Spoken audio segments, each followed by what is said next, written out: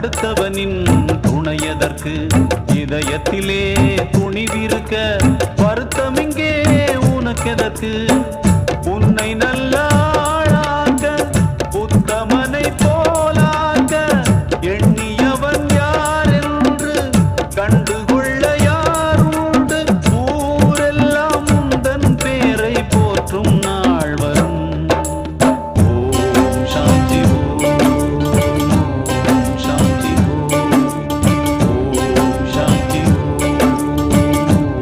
சாந்தி மரத்த வச்சவே தண்ணி ஊத்துமா மனச பார்த்துதான் வாழ்வ மாத்துமா.